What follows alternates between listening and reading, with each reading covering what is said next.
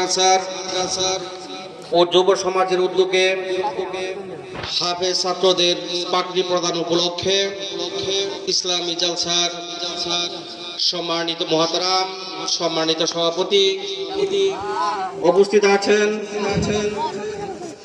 অধ্যকার ইসলামী জলসায় বিভিন্ন এলাকা থেকে আগত সম্মানিত মুরব্বিয়ান উপস্থিত আছেন অত্র এলাকার যুব সমাজ এবং সম্মানিত মুসলিয়ানে কারিম উপস্থিত প্রতিবেশী এলাকা থেকে আগত সম্মানিত মেহমানবৃন্দ এবং অত্র এলাকার মাদ্রাসার সম্মানিত শিক্ষক মহোদয় এবং আজকের এই ইসলামী জালসার পৃষ্ঠপোষকতায় যারা ছিলেন, শ্রম দিয়েছেন, অর্থ দিয়েছেন, মেধা এবং সর্বোপরি যাদের অর্থায়নে আজকের এই ইসলামী জালসা অনুষ্ঠিত হতে যাচ্ছে, সকলেই এবং আমার প্রাণপ্রিয় সম্মানিত মুসলিয়ান কারিম সকলকে সালাম, আসসালামু আলাইকুম রহমতুল্লাহি ওয়া বারাকাতুহু। আজকে ইসলামী জালসা, এখানে আসলে আমার কথা বলার মতো তেমন কোনো জ্ঞান নাই। দেশ বরেণ্য ইসলামী চিন্তাবিদ ওনারা এখানে তাসবির ফরমাইবেন। দীর্ঘ সময় ধরে আপনারা ধৈর্য সহকারে ওয়াজ মাহফিল শুনতেছেন এবং আমি শুধু একটু কথা বলতে চাই, যদি কোনো সমাজের মধ্যে, আমাদের এই গ্রামটি ছোট্ট একটি গ্রাম, যদি কোনো সমাজের মধ্যে একটি সুন্দর সুশৃঙ্খল পরিবেশ বজায় থাকে, ন্যায় বিচার এবং আমাদের সততা, সব ধরনের ইসলামিক জায়েজ যে কর্মকাণ্ডগুলো আছে আমরা যদি আমাদের মধ্যে প্রতিষ্ঠিত করতে পারি, তাহলে এই সমাজটি সুন্দর হবে, জাতির জন্য, দেশের জন্য এটি কল্যাণকর।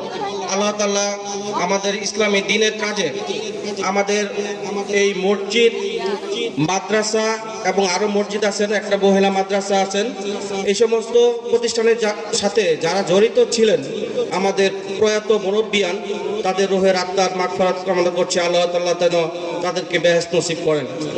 সর্বোপরি এখন যারা এই প্রতিষ্ঠানগুলোর সাথে জড়িত হয়ে বিভিন্ন সহযোগিতার মাধ্যমে আমাদেরকে উৎসাহিত করছেন, সহযোগিতা করছেন দিন কায়েম করার জন্য, আজকে এই মাদ্রাসা থেকে চারজন হাফেজ হয়েছে, এই জন্য আল্লাহ তাআলার প্রতি আমরা শুকরিয়া জ্ঞাপন করি। সবাই বলে আলহামদুলিল্লাহ।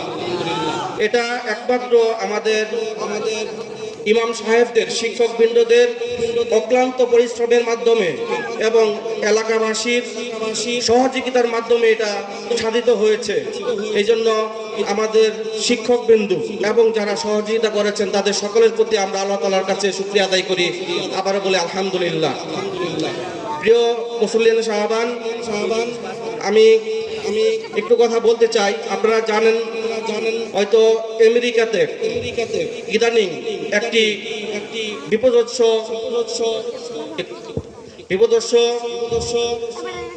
একটি বিপর্যয় চলছে, সেটা হচ্ছে যে লস অ্যাঞ্জেলস, একটা জায়গার নাম।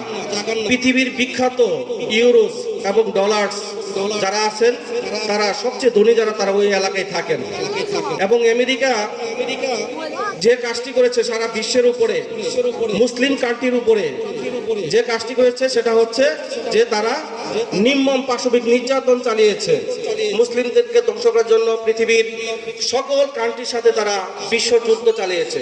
এর পরিণামে ওইখানে ভয়াবহ অগ্নিকাণ্ড, অগ্নি টর্নেডো নামে এক ধরনের স্ফুলিঙ্গ পুরা আমেরিকাতে, ওই লস অ্যাঞ্জেলস যে জায়গাটা আছে, ছাড়ে গেছে। অর্থাৎ এটার অর্থ হইল যে তারা বুঝতেই পারতেছে না, এত প্রযুক্তি থাকার পরও তারা বুঝতে পারতেছে না যে কোথায় থেকে আগুন সৃষ্টি হয়েছে, এবং ওই আগুনটা হচ্ছে আপনার লাফায় এক জায়গা থেকে আরেক জায়গায়, বিভিন্ন কান্ট্রি থেকে তাদের জন্য প্রোটেকশন হিসাবে গিয়েছে, কিন্তু এটার কোনো সুরাহা তারা করতে পারে না। তাই আমি শুধু এই কথাটা এই জন্যই বললাম, যদি একটি সমাজ ব্যবস্থার মধ্যে ইসলাম কায়েম থাকে, কোরআন এবং হাদিসের সুন্নাহ অনুযায়ী যদি একটি সমাজ প্রতিষ্ঠিত হয়, আল্লাহ তাআলা তার বরকত দ্বারা এই সমাজটাকে রহমতময় করে দেন। আর যদি ওই এলাকার মধ্যে কোনো ধরনের খারাপ কার্যক্রম চলে, তাহলে ওটার মধ্যে আল্লাহ তাআলা লানত সৃষ্টি করে দেন। সেই জন্য আমি আমার ক্ষুদ্র জ্ঞান থেকে সকলকে উদাত্তভাবে আহ্বান জানাবো, আপনারা সকালে সুন্দরভাবে ইসলাম ও কুরআন হাদিসের আলোকে আমরা যেন জীবন করতে পারি। আল্লাহ তাআলা আমাদেরকে সেই তৌফিক দান করুক। আর আরেকটি বিষয় হুজুর বলছেন, আমাদের এই যে মাদ্রাসার আইপিএস কিনা হয়েছে, আজকে কিনে দিচ্ছি। আমাদের কিছু যুব সমাজ যারা বাইরে থাকেন এবং এলাকায় যারা থাকেন, চাকরি করেন, যাদের কাছে চাওয়ার মতো সামর্থ্য হয়েছে তারা দিয়েছেন। আর বিশেষ করে আমাদের যে রিটন কাকা, উনিও এখানে বড় একটি টাকা অ্যামাউন্ট আমাদের মধ্যে শেয়ার করেছেন।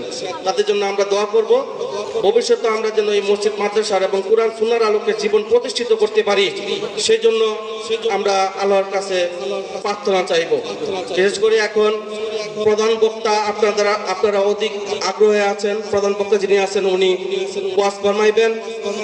এখন আমাদের শ্রদ্ধেয় বড় ভাই জনাব ফেরদৌস আলম, উনি এটার পৃষ্ঠপোষকতায় ছিলেন আজকের ওয়াজ মাহফিলের। উনি সহ জুয়েল ভাই এবং অন্যান্য যারা ছিলেন, হুজুররা, যুব সমাজ, তরুণরা, এলাকার সম্মানিত লোকজন যারা ছিলেন, সকলের প্রতি বিনম্র শ্রদ্ধা জ্ঞাপন করে আপনাদের সকলের সুস্বাস্থ্য কামনা করে প্রথমে আল্লাহ তাআলা আমাকে হেদায়েত দান করুক, পরবর্তীতে আল্লাহ তাআলা আপনাদেরকে যেন হেদায়েত দান করে ইসলাম ও দ্বীনের কাজে যেন আমরা চলতে পারি। এটা এই প্রার্থনা আল্লাহর কাছে রেখে আমার জন্য দোয়া চেয়ে আপনাদের জন্য দোয়া করে আল্লাহ তাআলা আপনাদের